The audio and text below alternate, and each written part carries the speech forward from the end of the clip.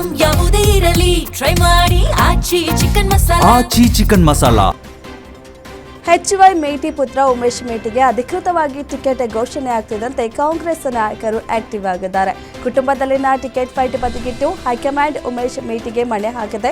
Ticket ಘೋಷಣೆ ಆಗ್ತಿದ್ದಂತೆ ಉಮೇಶ್ ಮೇಟಿ ನವನಗರದ ಕಾಂಗ್ರೆಸ್ ಕಚೇರಿಗೆ ಭೇಟಿ ಕೊಟ್ಟು ಮುಖಂಡರಿಗೆ ಧನ್ಯವಾದ ತಿಳಿಸಿದರು. ನಂತರ ಕೆಲ ಮುಖಂಡರ ಜೊತೆ ಹಳೆ ನಗರದಲ್ಲಿರುವ ಕೊತ್ತಲೇಶ ದೇವಸ್ಥಾನಕ್ಕೆ ಭೇಟಿ ನೀಡಿ ಗೆಲುವಿಗಾಗಿ ಪವಮಾನ ಪೂರ್ಣಾಹುತಿ ಹೋಮ ನಡೆಸಿದ್ದಾರೆ.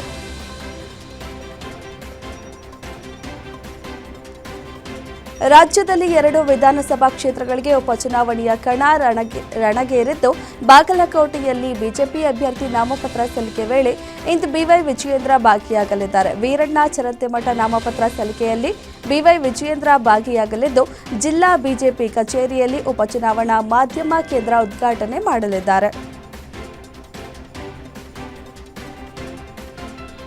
ಇಂದು ಕಾಂಗ್ರೆಸ್ ಅಭ್ಯರ್ಥಿ ಉಮೇಶ್ ಮೇಟಿ ನಾಮಪತ್ರ ಸಲ್ಲಿಕೆಯ ವಿಚಾರಕ್ಕೆ ಉಸ್ತುವಾರಿ ಸಚಿವ RB ತಿಮ್ಮಾಪುರ ಪ್ರತಿಕ್ರಿಯೆ ನೀಡಿದ್ದಾರೆ. ಬಾಗಲಕೋಟೆಯಲ್ಲಿ ಮಾತನಾಡಿದ ಅವರು, ಇಂದು ಸಾವಿರಾರು ಜನ ನಾಮಪತ್ರ ಸಲ್ಲಿಕೆ ವೇಳೆ ಭಾಗಿಯಾಗ್ತಾರೆ. ವಿಶೇಷವಾಗಿ ಮೇಟಿ ಅವರ ಅಭಿಮಾನಿಗಳು ಭಾಗಿಯಾಗ್ತಾರೆ. ಚುನಾವಣೆ ನಮ್ಮ ಪರವಾಗಿದೆ. ನಾವು ಮಾಡಿದಂಥ ಅಭಿವೃದ್ಧಿ ಕೆಲಸಗಳು ಹಾಗೂ ಪಂಚ ಗ್ಯಾರಂಟಿಗಳು ನಮ್ಮ ಕೈ ಹಿಡಿಯಲಿವೆ. ಹೀಗಾಗಿ ನಮ್ಮ ಅಭ್ಯರ್ಥಿಗಳ ಗೆಲುವು ಖಚಿತ ಎಂದು ಹೇಳಿದರು. ರಾಜ್ಯದಲ್ಲಿ ಮಿನಿ ಸಮರ ರಂಗೇರ್ತಿದ್ದು, ಸೋಲು ಗೆಲುವಿನ ಲೆಕ್ಕಾಚಾರ ಜೋರಾಗಿದೆ. ಬಹಳ ಕುತೂಹಲಕ್ಕೆ ಕಾರಣವಾಗಿದ್ದ ಕಾಂಗ್ರೆಸ್ ಟಿಕೆಟ್ ಕೊನೆಗೂ ಅನೌನ್ಸ್ ಆಗಿದೆ. ದಾವಣಗೆರೆ ದಕ್ಷಿಣ ಟಿಕೆಟ್ ಶಾಮನೂರು ಶಿವಶಂಕರಪ್ಪನವರ ಮೊಮ್ಮಗ ಸಮರ್ಥ ಶಾಮನೂರು ಮಲ್ಲಿಕಾರ್ಜುನ್ಗೆ, ಬಾಗಲಕೋಟೆ ಟಿಕೆಟ್ HY ಮೇಟಿ ಅವರ ಕಿರಿಯ ಪುತ್ರ ಉಮೇಶ್ ಮೇಟಿಗೆ ನೀಡಲಾಗಿದೆ. ಅಳೆದು ತೂಗಿ ಕಾಂಗ್ರೆಸ್ ಹೈಕಮಾಂಡ್ ಅಭ್ಯರ್ಥಿಗಳನ್ನು ಘೋಷಣೆ ಮಾಡಿದೆ.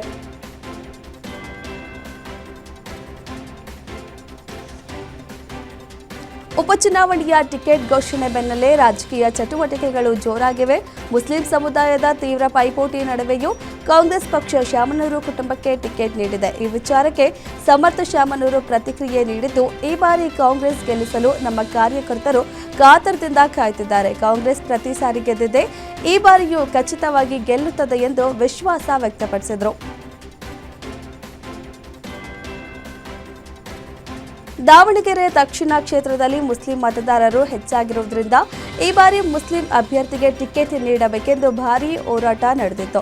ಟಿಕೆಟ್ ಕೈತಪ್ಪಿದ್ದಕ್ಕೆ ಕಾಂಗ್ರೆಸ್ ಮುಖಂಡ ಸಾದಿಕ್ ಪೈಲ್ವಾನ್ ಕೆಂಡಾಮಂಡಲವಾಗಿದ್ದಾರೆ. ಪಕ್ಷವೇ ನನಗೆ ಎದುರಾಳಿ ಎಂದು ಘೋಷಿಸಿರುವ ಅವರು ಇಂದು ಬಂಡಾಯ ಅಭ್ಯರ್ಥಿಯಾಗಿ ನಾಮಪತ್ರ ಸಲ್ಲಿಸುವುದಾಗಿ ತಿಳಿಸಿದ್ದಾರೆ. ಬಂಡಾಯದ ವಿಚಾರ ಕಾಂಗ್ರೆಸ್ಗೆ ನುಂಗಲಾರದ ಬಿಸಿ ತುಪ್ಪವಾಗಿ ಪರಿಣಮಿಸಿದೆ.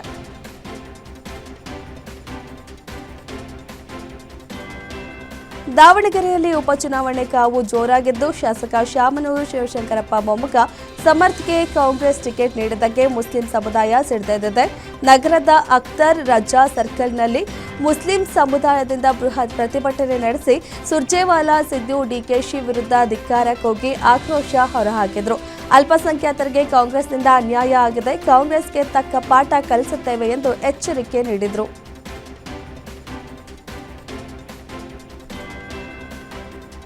ಕನ್ನಡ ಮತ್ತು ಸಂಸ್ಕೃತಿ ಇಲಾಖೆ ಸಚಿವ ಶಿವರಾಜ ತಂಗಡಗಿ ಆಸ್ಪತ್ರೆಗೆ ದಾಖಲಾಗಿದ್ದಾರೆ.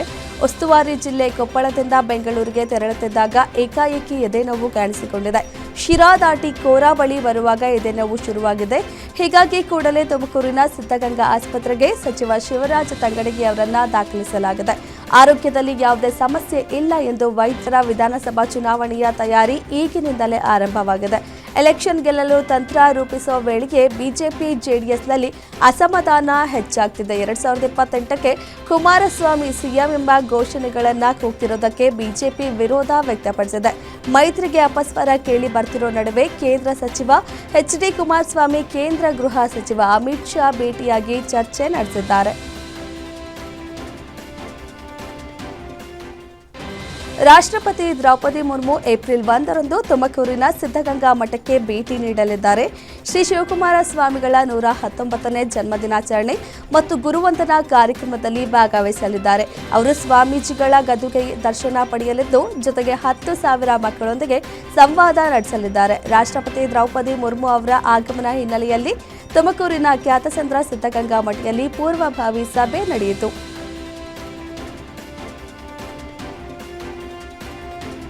ಬೆಂಗಳೂರಿನ ಅನಿಲ್ ಕುಂಬ್ಳೆ ಸರ್ಕಲ್ನಲ್ಲಿ ನಡೆದ ಕಾರು ಡ್ರಿಫ್ಟಿಂಗ್ ಕೇಸ್ಗೆ ಟ್ವಿಸ್ಟ್ ಸಿಕ್ಕಿದೆ. ದಿವಂಗತ ಮುತ್ತಪ್ಪ ರೈ ಪುತ್ರ ರಿಕ್ಕಿ ರೈನಿಂದ ಕಾರು ಡ್ರಿಫ್ಟ್ ಮಾಡಲಾಗಿದೆ ಎನ್ನಲಾಗಿದೆ. ಈ ವಿಡಿಯೋ ಸೋಷಿಯಲ್ ಮೀಡಿಯಾದಲ್ಲಿ ವೈರಲ್ ಆಗ್ತಿದ್ದಂತೆ ಎಚ್ಚೆತ್ತ ಕಬ್ಬನ್ ಪಾರ್ಕ್ ಸಂಚಾರಿ ಪೊಲೀಸರು ಈ ಐಷಾರಾಮಿ ಕಾರನ್ನ ರಿಕ್ಕಿ ರೈ ಮನೆಯಿಂದಲೇ ಟೋಯಿಂಗ್ ಮಾಡಿಕೊಂಡು ಬಂದು ಠಾಣೆ ಮುಂದೆ ನಿಲ್ಲಿಸಿದ್ದಾರೆ. ಅಜಾಗರೂಕ ಚಾಲನೆ ಅಡಿ ರಿಕ್ಕಿ ರೈಗೆ ನೋಟಿಸ್ ಕೂಡ ಜಾರಿಯಾಗಿದೆ.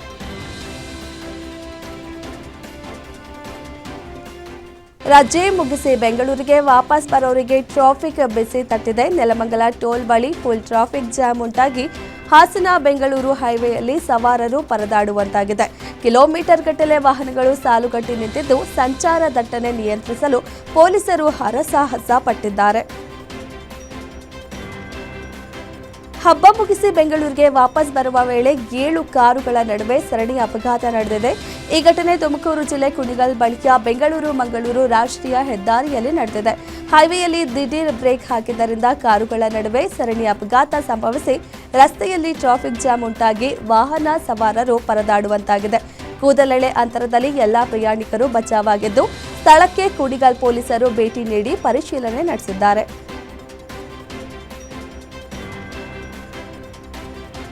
ಕೆರೆಯಲ್ಲಿ ಸ್ನಾನ ಮಾಡಲು ಹೋಗಿದ್ದ ಒಂದೇ ಕುಟುಂಬದ 2 ಸಾವನ್ನಪ್ಪಿರುವ ಘಟನೆ ವಿಜಯನಗರ ಜಿಲ್ಲೆಯ ಹರಪನಹಳ್ಳಿ ತಾಲೂಕಿನ ಹಲವಾಗಲು ಗ್ರಾಮದಲ್ಲಿ ನಡೆದಿದೆ. ಮೃತ ದುರ್ದೈವಿಗಳು ಮನು 19 ವರ್ಷ, ಪ್ರಜ್ವಲ್ 18 ವರ್ಷ ಎಂದು ತಿಳಿದು ಬಂದಿದೆ. ಕೆರೆಯಲ್ಲಿ ಆಳವಾದ ಗುಂಡಿಗಳಿದ್ದ ಪರಿಣಾಮ ಸಹೋದರರು ಸಾವನ್ನಪ್ಪಿದ್ದು ಮಕ್ಕಳನ್ನ ಕಳೆದುಕೊಂಡ ಪೋಷಕರ ಆಕ್ರಂದನ ಮುಗಿಲು ಮುಟ್ಟಿದೆ. ಹಲವಾಗಲು ಪೊಲೀಸ್ ಠಾಣೆಯಲ್ಲಿ ಪ್ರಕರಣ ದಾಖಲಾಗಿದೆ. ತಡಚನಹಳ್ಳಿಯ ರೈತ ಮೃತ್ಯುಂಜಯ ತೋಟದಲ್ಲಿ ಡ್ರಿಪ್ ಪೈಪ್ ಸರಿಪಡಿಸುತ್ತಿದ್ದ ವೇಳೆ ಹಿಂದಿನಿಂದ ಚಿರತೆ ದಾಳಿ ನಡೆಸಿದ್ದು ಅವರ ಕೈ ಹಾಗೂ ತೊಡೆಯ ಭಾಗದಲ್ಲಿ ಗಾಯಗಳಾಗಿವೆ. ಗಾಯಾಳು ಮೃತ್ಯುಂಜಯ ಅವರನ್ನ ಶಿವಮೊಗ್ಗದ ಮೆಗ್ಗಾನ್ ಆಸ್ಪತ್ರೆಗೆ ದಾಖಲಿಸಿ ಚಿಕಿತ್ಸೆ ನೀಡಲಾಗುತ್ತಿದೆ.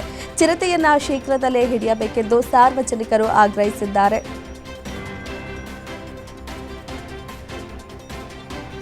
ವಿಜಯನಗರ ಜಿಲ್ಲೆ ಹೂವಿನಹಡಗಲಿ ತಾಲೂಕಿನ ಗುಜನೂರು ಗ್ರಾಮದಲ್ಲಿ ಶ್ರೀ ಆಂಜನೇಯ ಸ್ವಾಮಿಯ ಜಾತ್ರೆ ಹಲವಾರು ವಿಶೇಷಗಳಿಂದ ಜರುಗಿದೆ. ಪವಾಡ ದಾಸಪ್ಪನವರ ಮನೆಯಿಂದ ಡೊಳ್ಳು ಹಾಗೂ ಸಕಲ ವಾದ್ಯಗಳ ಭವ್ಯ ಮೆರವಣಿಗೆಯಿಂದ ಆಂಜನೇಯ ಸ್ವಾಮಿ ಉತ್ಸವ ನಡೆಯಿತು. ಇದೇ ವೇಳೆ ಭಕ್ತರು ಕಂಠಿ ಜಾತಿಯ ಮುಳ್ಳಿನ ಬ್ಯಾಟಿ ಗಿಡ ಕಿತ್ತು ತಂದು ಭಕ್ತಿಯಿಂದ ಹೈರಾಣಾಗಿಸಿದೆ. ದರ ಏರಿಕೆಯ ಹೊಡೆತದ ನಡುವೆ ಈಗ ಗ್ಯಾಸ್ ಸಿಗದೆ ಸ್ಟೇಷನ್ಗಳಿಂದ ಸ್ಟೇಷನ್ಗಳಿಗೆ ಅಲಿಯುವಂತಾಗಿದೆ. ಬಸವೇಶ್ವರ ನಗರದ NAB LPG ಮಾಗಡಿ ರಸ್ತೆಯ ಟೋಟಲ್ ಎನರ್ಜಿಸ್ ಸೇರಿದಂತೆ ಪ್ರಮುಖ ಸ್ಟೇಷನ್ಗಳು ಕಳೆದ 1 ವಾರದಿಂದ ಬೀಗ ಹಾಕೊಂಡಿವೆ. ಸ್ಟೇಷನ್ಗಳು ಬಂದ್ ಆಗಿರುವುದರಿಂದ ಕೆಲಸವಿಲ್ಲದೆ ಮಾಲೀಕರು ಸಿಬ್ಬಂದಿಯನ್ನ ಊರಿಗೆ ಕಳುಹಿಸುತ್ತಿದ್ದಾರೆ. ತಿಳಿಸಲು ಪ್ರಧಾನಿ ನರೇಂದ್ರ ಮೋದಿ ಅವರ ಅಧ್ಯಕ್ಷತೆಯಲ್ಲಿ ಉನ್ನತ ಮಟ್ಟದ ಸಭೆ ನಡೆಸಿದ್ದಾರೆ. ಕೇಂದ್ರ ಗೃಹ ಸಚಿವ ಅಮಿತ್ ಶಾ, ರಕ್ಷಣಾ ಸಚಿವ ರಾಜನಾಥ್ ಸಿಂಗ್, ವಿದೇಶಾಂಗ ಸಚಿವ ಎಸ್ ಜೈಶಂಕರ್, ಪೆಟ್ರೋಲಿಯಂ ಮತ್ತು ನೈಸರ್ಗಿಕ ಅನಿಲ ಸಚಿವ ಹರ್ದೀಪ್ ಸಿಂಗ್ ಬಿಕ್ಕಟ್ಟಿನ ನಡುವೆ ಕೇಂದ್ರ ಸರ್ಕಾರ ಒಂದು ಸಣ್ಣ ಭರವಸೆ ನೀಡಿದೆ. ಇಂದು 20% ಹೆಚ್ಚುವರಿ ಕಮರ್ಷಿಯಲ್ ಗ್ಯಾಸ್ ಪೂರೈಕೆ ಮಾಡುವುದಾಗಿ ಘೋಷಿಸಿದೆ. ಈ ನಿರ್ಧಾರವನ್ನ ಕರ್ನಾಟಕ ಹೋಟೆಲ್ ಮಾಲೀಕರ ಸಂಘ ಸ್ವಾಗತಿಸಿದ್ರು. ಇದು ಕೇವಲ ಭರವಸೆಯಾಗಿ ಉಳಿಯುತ್ತಾ ಅಥವಾ ಹೋಟೆಲ್ಗಳ ಒಲೆ ಮತ್ತೆ ಉರಿಯುತ್ತಾ ಅನ್ನೋದು ಕಾದು ನೋಡಬೇಕಿದೆ. ಒಂದು ವೇಳೆ ಪೂರೈಕೆ ಸುಗಮವಾಗದಿದ್ರೆ ಹೋಟೆಲ್ ಇಂಧನ ಸರಬರಾಜಿನ ಆತಂಕದ ನಡುವೆ ಅಮೆರಿಕದಿಂದ ದ್ರವೀಕೃತ ಪೆಟ್ರೋಲಿಯಂ ಅನಿಲ ಸಾಗಣೆ ನವ ಮಂಗಳೂರು ಬಂದರಿಗೆ ತಲುಪಿದೆ. ಪೈಕ್ಸಿಸ್ ಪಯನಿಯರ್ ಹಡಗು 16,714 ಟನ್ LPG ಇಳಿಸಲಿದೆ. ಇದು ಭಾರತದ ಇಂಧನ ಭದ್ರತೆಗೆ ಮಹತ್ವದ ಹೆಜ್ಜೆಯಾಗಿದ್ದು ಪಶ್ಚಿಮ ಏಷ್ಯಾ ಅವಲಂಬನೆ ಕಡಿಮೆ ಮಾಡಲಿದೆ. ಜೊತೆಗೆ ಭಾರತದ ಇಂಧನ ಕೊರತೆಯನ್ನ ನೀಗಿಸುವ ನಿರೀಕ್ಷೆ ಮೂಡಿಸಿದೆ.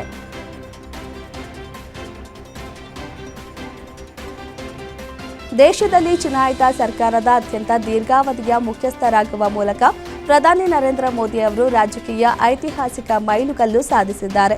ದಾಖಲೆಯೊಂದಿಗೆ ಪ್ರಧಾನಿ ಮೋದಿ ಸಿಕ್ಕಿಂನ ಮುಖ್ಯಮಂತ್ರಿಯಾಗಿ 8,930 ದಿನಗಳ ಕಾಲ ಅಧಿಕಾರ ವಹಿಸಿಕೊಂಡಿದ್ದ ಪವನ್ ಕುಮಾರ್ ಚಾಮ್ಲಿಂಗ್ ಅವರನ್ನ ಹಿಂದಿಕ್ಕಿದ್ದಾರೆ. ಗುಜರಾತ್ ಸಿಎಂ ಆಗಿ ಮತ್ತು ಪ್ರಧಾನಿಯಾಗಿ ತಮ್ಮ ಒಟ್ಟು ಅಧಿಕಾರಾವಧಿಯಲ್ಲಿ 8,931 ದಿನಗಳನ್ನು ಪೂರ್ಣಗೊಳಿಸಿದ್ದಾರೆ.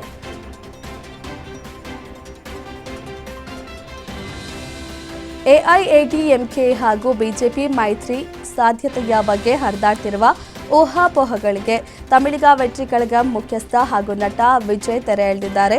ಬಿಜೆಪಿಯು ವಿಜಯ್ ಪಕ್ಷದೊಂದಿಗೆ ಮೈತ್ರಿ ಮಾಡಿಕೊಳ್ಳಲು ಪ್ರಯತ್ನ ನಡೆಸುತ್ತಿದೆ ಎಂಬ ವದಂತಿಗಳಿಗೆ ವಿಜಯ್ ಅಲ್ಲಗಳೆದಿದ್ದಾರೆ. ತಮ್ಮ ಜಾತ್ಯತೀತ ಅಸ್ಮಿತೆಯೊಂದಿಗೆ ಎಂದಿಗೂ ರಾಜಿ ಮಾಡಿಕೊಳ್ಳುವುದಿಲ್ಲ. ವಿಧಾನಸಭಾ ಚುನಾವಣೆಯಲ್ಲಿ ಸ್ವತಂತ್ರವಾಗಿ ಕಣಕ್ಕೆ ಇಳಿಯುತ್ತೇವೆ. ನಮ್ಮ ರಾಜಕೀಯ ಸಿದ್ಧಾಂತವನ್ನ ಒಪ್ಪಿಕೊಳ್ಳುವವರೊಂದಿಗೆ ಮಾತ್ರವೇ ಹೊಂದಾಣಿಕೆ ಇರಲಿದೆ ಎಂದಿದ್ದಾರೆ.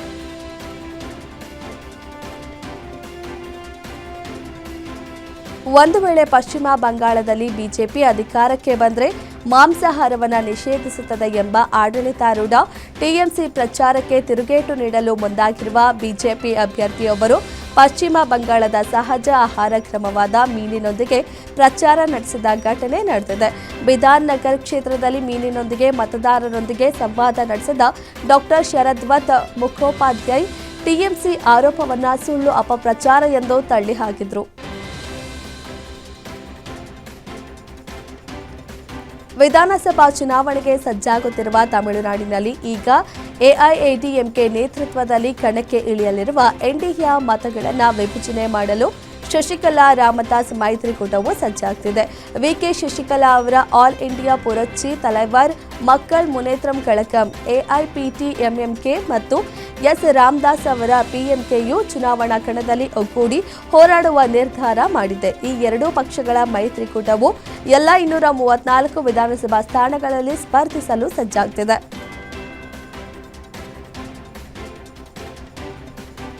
ಕೇರಳದ ಮುಖ್ಯಮಂತ್ರಿ ಪಿಣರಾಯಿ ವಿಜಯನ್ ಇಂದು ಲೋಕಸಭೆಯಲ್ಲಿ ವಿರೋಧ ಪಕ್ಷದ ನಾಯಕ ರಾಹುಲ್ ಗಾಂಧಿ ವಿರುದ್ಧ ತೀವ್ರ ವಾಗ್ದಾಳಿ ನಡೆಸಿದ್ದಾರೆ. ಕಾಂಗ್ರೆಸ್ ಪರೋಕ್ಷವಾಗಿ ಬಿಜೆಪಿಗೆ ಸಹಾಯ ಮಾಡುತ್ತಿದೆ ಮತ್ತು ವಿಧಾನಸಭಾ ಚುನಾವಣೆಗೆ ಮುನ್ನ ಓಲೈಕೆ ರಾಜಕೀಯದಲ್ಲಿ ತೊಡಗಿದೆ ಎಂದು ಅವರು ಆರೋಪಿಸಿದ್ದಾರೆ. ರಾಹುಲ್ ಗಾಂಧಿ ಅವರ ರಾಜಕೀಯ ವಿಧಾನವು ಬಿಜೆಪಿಗೆ ಪದೇ ಪದೇ ಪ್ರಯೋಜನವನ್ನ ನೀಡಿದೆ. ಹೀಗಾಗಿ ಕಾಂಗ್ರೆಸ್ ಬಿಜೆಪಿಯ ಬಿ ಟೀಮ್ ಎಂದು ಟೀಕಿಸಿದ್ದಾರೆ. ಅಸ್ಸಾಂನಲ್ಲಿ ನಿಷೇಧಿತ ಉಲ್ಫಾ ಸಂಘಟನೆ ಉಗ್ರರು ಅಸ್ಸಾಂ ಅರುಣಾಚಲ ಗಡಿಯ ಬಳಿಯ ಜಗುನ್ನಲ್ಲಿರುವ ಪೊಲೀಸ್ ಕಮಾಂಡೋ ಶಿಬಿರದ ಮೇಲೆ ಗುಂಡಿನ ದಾಳಿ ನಡೆಸಿದ ಪರಿಣಾಮ 4 ಪೊಲೀಸರು ಗಾಯಗೊಂಡಿದ್ದಾರೆ. ಪೊಲೀಸ್ ಶಿಬಿರದ ಮೇಲೆ ಗ್ರೆನೇಡ್ ಮತ್ತು ಆರ್ಪಿಜಿ ಬಳಸಿ ದಾಳಿ ನಡೆದಿದೆ. ಉಗ್ರರ ದಾಳಿ ಬೆನ್ನಲ್ಲೇ ಅಸ್ಸಾಂ ಪೊಲೀಸರು ಕೂಡ ಪ್ರತಿದಾಳಿ ನಡೆಸಿದ್ದಾರೆ. 30 ನಿಮಿಷಗಳ ಕಾಲ ಗುಂಡಿನ ಕಾಳಗದಲ್ಲಿ 4 ಅಸ್ಸಾಂ ಪೊಲೀಸರು ಗಾಯಗೊಂಡಿದ್ದಾರೆ. ಹಿಮಾಚಲ ಪ್ರದೇಶದಲ್ಲಿ ಕಳೆದ 2 ದಿನಗಳಿಂದ ಭಾರೀ ಮಳೆಯಾಗುತ್ತಿದ್ದು ಭೂಕುಸಿತ ಉಂಟಾಗಿದೆ. ಮಂಡಿ ಜಿಲ್ಲೆಯ ಕೋಟ್ಲಿಹಳ್ಳಿಯಲ್ಲಿ ಭೂಕುಸಿತ ಉಂಟಾಗಿದೆ. ಬಂಡೆ ಮಣ್ಣು ಎಲ್ಲವೂ ರಸ್ತೆಗೆ ಅಡ್ಡವಾಗಿ ಬಿದ್ದಿವೆ. ಮಣಿಕರಣ್ ಬರ್ಶೈನಿ ರಸ್ತೆಯಲ್ಲಿ ಸಂಚಾರಕ್ಕೆ ಅಡಚಣೆ ಉಂಟಾಗಿತ್ತು.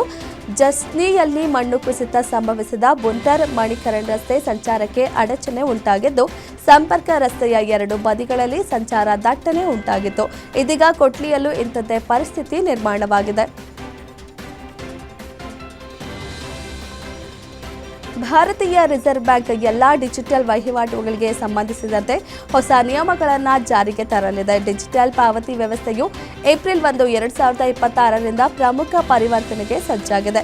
ವಂಚನೆ, ಫಿಶಿಂಗ್ ದಾಳಿಗಳು ಮತ್ತು ಅನಧಿಕೃತ ವಹಿವಾಟುಗಳ ಡಿಜಿಟಲ್ ಪಾವತಿಯಲ್ಲಿ ಹೆಚ್ಚಾಗಿ ಕಂಡು ಬರ್ತಿರುವುದರಿಂದ ಆರ್ಬಿಐ ನಿಯಮಗಳನ್ನು ಬಿಗಿಗೊಳಿಸಲಿದೆ ಎಂದು ಹೇಳಲಾಗಿದೆ.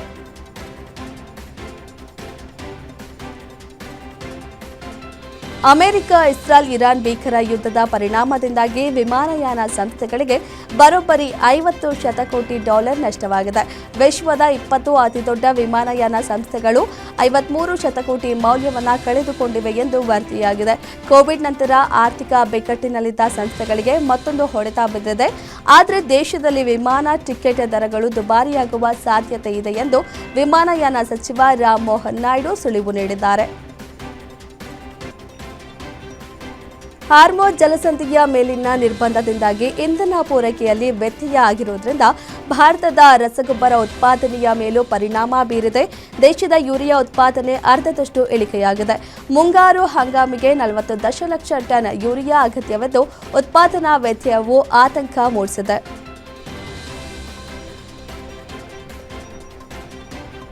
ಹಾರ್ಮೋಜ್ ಜಲಸಂಧಿಯನ್ನು 48 ಗಂಟೆ ಒಳಗೆ ಸಂಪೂರ್ಣ ಓಪನ್ ಮಾಡಬೇಕು ಎಂದು ಇರಾನ್ಗೆ ಅಮೆರಿಕ ಅಧ್ಯಕ್ಷ ಡೊನಾಲ್ಡ್ ಟ್ರಂಪ್ ಗಡುವು ನೀಡಿದ್ದಾರೆ. ವಿಶ್ವದ ತೈಲ ಪೂರೈಕೆಯ 1/5 ಭಾಗದಷ್ಟು ತೈಲವನ್ನು ಸಾಗಿಸುವ ಹಾರ್ಮೋಜ್ ಜಲಸಂಧಿಯನ್ನ ಹಡಗು ಸಂಚಾರಕ್ಕಾಗಿ ಇರಾನ್ ಮತ್ತೆ ತೆರೆಯಬೇಕು. ಇಲ್ಲದಿದ್ದರೆ ಇರಾನ್ನ ವಿದ್ಯುತ್ ಸ್ಥಾವರಗಳನ್ನು ನಾಶಪಡಿಸುವುದಾಗಿ ಟ್ರಂಪ್ ಬೆದರಿಕೆ ಹಾಕಿದ್ದಾರೆ.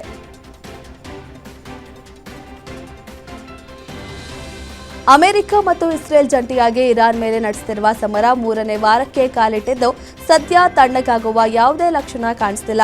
ದಿನ ಕಳೆದಂತೆ ದಾಳಿ ಪ್ರತಿದಾಳಿ ತೀವ್ರವಾಗುತ್ತಿದ್ದು ತೈಲಗಾರ ಮೂಲ ಸೌಕರ್ಯಗಳ ಬಳಿಕ ಇದೀಗ ಅಣು ಸ್ಥಾವರಗಳ ಮೇಲೆ ಆಕ್ರಮಣ ನಡೆದಿದೆ. ಇರಾನ್ ಕೂಡ ಇಸ್ರೇಲ್ ಮೇಲಿನ ಕ್ಷಿಪಣಿ ದಾಳಿ ಮೂಲಕ ತಿರುಗೇಟು ನೀಡುತ್ತಿದೆ.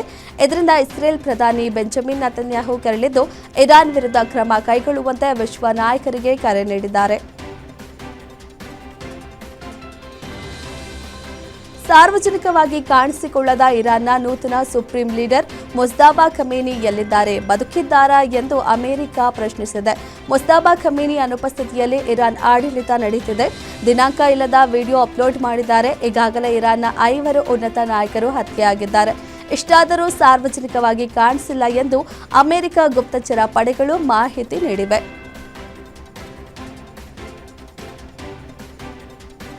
ಪರಮಾಣು ಸೌಲಭ್ಯವಿರುವ ಇಸ್ರೇಲಿ ಪಟ್ಟಣಗಳಾದ ಡಿಮೋನಾ ಮತ್ತು ಅರಾದ ಮೇಲೆ ಇರಾನ್ ಕ್ಷಿಪಣಿ ದಾಳಿ ನಡೆಸಿದೆ. ದಾಳಿಯಲ್ಲಿ 100ಕ್ಕೂ ಹೆಚ್ಚು ಜನ ಗಾಯಗೊಂಡಿದ್ದಾರೆ.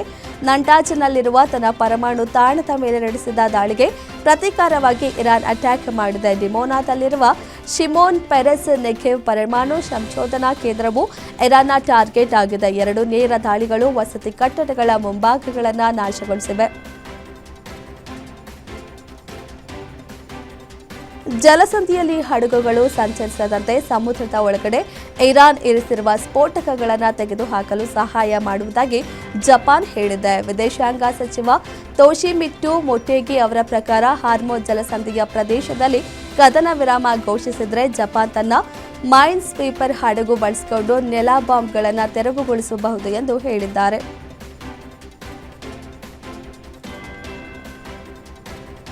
ಸೌದಿ ಅರೇಬಿಯಾ ಸೇರಿದಂತೆ ಇತರ ಗಲ್ಫ್ ರಾಷ್ಟ್ರಗಳ ಮೇಲೆ ಇರಾನ್ ನಡೆಸಿದ ದಾಳಿಗೆ ಬಲವಾದ ಪ್ರತಿಕ್ರಿಯೆ ಎಂಬಂತೆ ಸೌದಿ ಅರೇಬಿಯಾ ಮಿಲಿಟರಿ ಅಟ್ಯಾಕ್ ಸೇರಿದಂತೆ 5 ಇರಾನಿನ ರಾಜತಾಂತ್ರಿಕರನ್ನ ಅನಪೇಕ್ಷಿತ ವ್ಯಕ್ತಿ ಎಂದು ಘೋಷಿಸಿದ್ದು ದೇಶವನ್ನು ತೊರೆಯಲು 24 ಗಂಟೆಗಳ ಕಾಲಾವಕಾಶ ನೀಡಿದೆ. ಇದು ಇಸ್ಲಾಮಿಕ್ ಸಹೋದರತ್ವದ ಮೌಲ್ಯಗಳಿಗೆ ವಿರುದ್ಧವಾದ ನಡೆ. ಈ ದಾಳಿಗಳು ಮುಂದುವರೆದರೆ ಇರಾನ್ ಗಂಭೀರ ಪರಿಣಾಮಗಳನ್ನು ಎದುರಿಸಬೇಕಾಗುತ್ತದೆ ಎಂಬ ಎಚ್ಚರಿಕೆಯನ್ನು ಸಹ ನೀಡಿದೆ.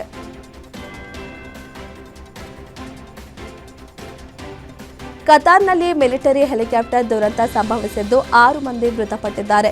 ನಾಪತ್ತೆಯಾಗಿರುವ ಮತ್ತೊಬ್ಬ ವ್ಯಕ್ತಿಗಾಗಿ ಹುಡುಕಾಟ ಮುಂದುವರೆದಿದೆ ಎಂದು ದೇಶದ ಆಂತರಿಕ ಸಚಿವಾಲಯ ತಿಳಿಸಿದೆ. ಇದಕ್ಕೂ ಮೊದಲು ರಕ್ಷಣಾ ಸಚಿವಾಲಯವು ಸಾಮಾನ್ಯ ಕರ್ತವ್ಯ ನಿರ್ವಹಿಸುತ್ತಿದ್ದ ವೇಳೆ ತಾಂತ್ರಿಕ ದೋಷ ಉಂಟಾಗಿ ಹೆಲಿಕಾಪ್ಟರ್ ಪತನಗೊಂಡಿದೆ ಎಂದು ತಿಳಿಸಿತ್ತು.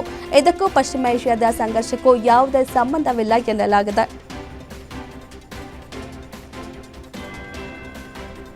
ಇರಾನ್ ಯುದ್ಧದ ಮಧ್ಯೆ ಅರಬ್ಬಿ ಸಮುದ್ರದಲ್ಲಿ ಇಂಗ್ಲೆಂಡ್ ಪರಮಾಣು ಚಾಲಿತ ಜಲಾಂತರ್ಗಾಮಿ ನೌಕೆಯನ್ನ ನಿಯೋಜಿಸಿದೆ ಎಂದು ತಿಳಿದುಬಂದಿದೆ. ಟೊಮಾಹಾಕ್ ಕ್ರೂಸ್ ಕ್ಷಿಪಣಿಗಳನ್ನು ಹೊಂದಿದ HMS ಅನ್ಸನ್ಸ್ ಅನ್ನು ಅರೇಬಿಯನ್ ಸಮುದ್ರದಲ್ಲಿ ನಿಯೋಜಿಸಲಾಗಿದೆ ಎನ್ನಲಾಗಿದೆ. ಅಮೆರಿಕ ಸೇನೆಗೆ ಇಂಗ್ಲೆಂಡ್ನಲ್ಲಿ ಸ್ಥಳಾವಕಾಶ ನೀಡಿದೆ. ಈ ಮೂಲಕ ಯುದ್ಧ ಮತ್ತಷ್ಟು ತೀವ್ರಗೊಳಿಸುವ ಆತಂಕ ಎದುರಾಗಿದೆ.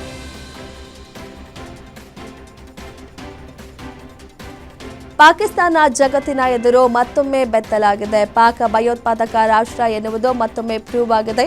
2025ರ ಭಯೋತ್ಪಾದನಾ ಸೂಚ್ಯಂಕ ವರದಿಯ ಪ್ರಕಾರ ಭಯೋತ್ಪಾದನೆ ಸಂಬಂಧಿತ ಹತ್ಯೆಗಳಲ್ಲಿ ಪಾಕಿಸ್ತಾನವು ಜಾಗತಿಕ ಭಯೋತ್ಪಾದನಾ ಸೂಚ್ಯಂಕದಲ್ಲಿ ಪ್ರಥಮ ಸ್ಥಾನದಲ್ಲಿದೆ. Institute for economics and peace ಪ್ರಕಟಿಸಿದ 2026ರ ಜಾಗತಿಕ ಭಯೋತ್ಪಾದನಾ ಸೂಚ್ಯಂಕದ ಪ್ರಕಾರ ಪಾಕಿಸ್ತಾನ ಕಳೆದ ವರ್ಷ 1139 ಭಯೋತ್ಪಾದನಾ ಸಾವುಗಳನ್ನು ದಾಖಲಿಸಿದೆ. ಮಧ್ಯಪ್ರಾಚ್ಯದಲ್ಲಿ ನಡೆಯುತ್ತಿರುವ ಉದ್ವಿಗ್ನತೆ ಇನ್ನೂ ಶಮನವಾಗಿಲ್ಲ. ಈ ನಡುವೆ ಪಾಕಿಸ್ತಾನ ಮತ್ತೆ ತನ್ನ ಹಳೆ ಚಾಳಿಯನ್ನ ಮುಂದುವರೆದಿದ್ದು ಭಾರತಕ್ಕೆ ಬೆದರಿಕೆ ಹಾಕಿದೆ. ಪಾಕಿಸ್ತಾನದ ಮಾಜಿ ಹೈಕಮಿಷನರ್ ಅಬ್ದುಲ್ ಬಾಸಿತ್ ಅಮೆರಿಕ ಪಾಕಿಸ್ತಾನದ ಮೇಲೆ ದಾಳಿ ಮಾಡಿದರೆ ನಾವು ಎರಡನೇ ಯೋಚನೆ ಮಾಡದೆ ಭಾರತ ಮುಂಬೈ ನವದೆಹಲಿಯ ಮೇಲೆ ದಾಳಿ ಮಾಡಬೇಕಾಗುತ್ತದೆ. ನಾವು ಅದನ್ನು ಬಿಡುವುದಿಲ್ಲ. ನಂತರ ಏನಾಗುತ್ತದೆ ಎಂದು ನೋಡೋಣ ಎಂದು ಹೇಳಿದ್ದಾರೆ.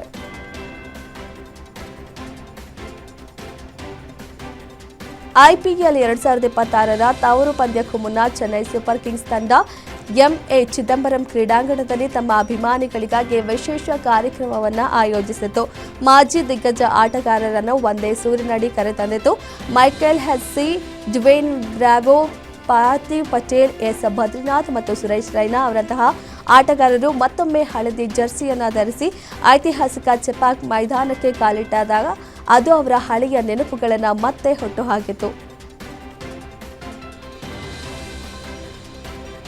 IPL champion Royal Challengers Bengaluru ತಂಡದ ಖರೀದಿ ರೇಸ್ನಲ್ಲಿ ಬಿಗ್ ಟ್ವಿಸ್ಟ್ ಉಂಟಾಗಿದ್ದು, ಆದಿತ್ಯ ಬಿರ್ಲಾ ಗ್ರೂಪ್ ಈ ರೇಸ್ಗೆ ಎಂಟ್ರಿ ಕೊಟ್ಟಿದೆ. ಕೆಲ ದಿನಗಳ ಹಿಂದೆ ಅಂತಿಮ ಹಂತದ ರೇಸ್ನಲ್ಲಿ 2 ಕಂಪನಿಗಳು ಮಾತ್ರ ಉಳಿದುಕೊಂಡಿವೆ ಎಂದು ವರದಿಯಾಗಿತ್ತು. ಆದರೆ ಇದೀಗ ಆರ್ಸಿಬಿ ಖರೀದಿಸುವ $2 ಬಿಲಿಯನ್ ರೇಸ್ನಲ್ಲಿ ಆದಿತ್ಯ ಬಿರ್ಲಾ ಗ್ರೂಪ್ ಕಾಣಿಸಿಕೊಂಡಿದೆ.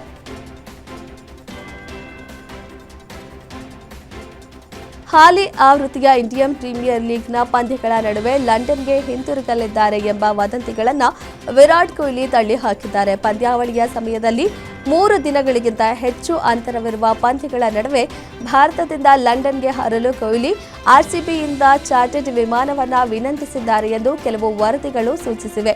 ಈ ಕುರಿತು ಕೊಹ್ಲಿ ಇದು ಸುಳ್ಳು ಸುದ್ದಿ ಎಂದು ಘೋಷಿಸಿದ್ದಾರೆ. ಹಾಲಿ ಚಾಂಪಿಯನ್ ರಾಯಲ್ ಚಾಲೆಂಜರ್ಸ್ ಬೆಂಗಳೂರು ತಂಡವು ಮಾರ್ಚ್ 28ರಂದು ಎಂ ಚಿನ್ನಸ್ವಾಮಿ ಕ್ರೀಡಾಂಗಣದಲ್ಲಿ ಸನ್ ರೈಸರ್ಸ್ ಹೈದರಾಬಾದ್ ವಿರುದ್ಧ ಆಡುವ ಮೂಲಕ ತನ್ನ ಐಪಿಎಲ್ 2026ರ ಅಭಿಯಾನವನ್ನು ಪ್ರಾರಂಭಿಸಲಿದೆ. ವಿರಾಟ್ ಕೊಹ್ಲಿ ಮತ್ತು ಫಿಲ್ ಸೌಟ್ ಆರ್ಸಿಬಿ ಆರಂಭ, ದೇಶೀಯ ದೇವದತ್ ಪಡಿಕ್ಕಲ್ 3ನೇ ಕ್ರಮಾಂಕದಲ್ಲಿ ಹಾಗೂ ಟೀಮ್ ಡೇವಿಡ್ ಫಿನಿಶಿಂಗ್ ಜವಾಬ್ದಾರಿಯನ್ನು ವಹಿಸಿಕೊಳ್ಳಲಿದ್ದಾರೆ. Spin allrounder Krunal Pandya and ವರ್ಡ್ ಸಿನಿಮಾದಲ್ಲಿ ಅನುಷ್ಕಾ ಶರ್ಮಾ ಪ್ರಮುಖ ಪಾತ್ರವೊಂದರಲ್ಲಿ ನಟಿಸಲಿದ್ದಾರೆ ಎಂಬ ಮಾಹಿತಿ ಹೊರಬಂದಿದೆ. ದೀಪಿಕಾ ಪಡುಕೋಣೆ, ರಶ್ಮಿಕಾ ಮಂದಣ್ಣ ಅವರಂತಹ ಸ್ಟಾರ್ ನಟಿಯರ ದಂಡೆ ಇರುವ ಈ ಚಿತ್ರದಲ್ಲಿ ಅನುಷ್ಕಾ ಶರ್ಮಾಗೆ ಏನು ಪಾತ್ರ ಎಂಬುದು ಸದ್ಯದ ಪ್ರಶ್ನೆ. ರಿಷಬ್ ಶೆಟ್ಟಿಗೆ ಕಾಲ್ ಮಾಡಿದ ವಿಚಾರವನ್ನ ಹಂಚಿಕೊಂಡಿದ್ದಾರೆ. ರಿಷಬ್ ಶೆಟ್ಟಿ ಅವರಿಗೆ ಖುದ್ದಾಗಿ ಫೋನ್ ಮಾಡಿ ಅಭಿನಂದಿಸಿದ ವಿಚಾರವನ್ನ ತಿಳಿಸಿದ ಅವರು ರಿಷಬ್ ಅವರ ನಟನಾ ಶೈಲಿ ಮತ್ತು ಶ್ರಮಕ್ಕೆ ಮೆಚ್ಚುಗೆ ಸೂಚಿಸಿದ್ದಾರೆ.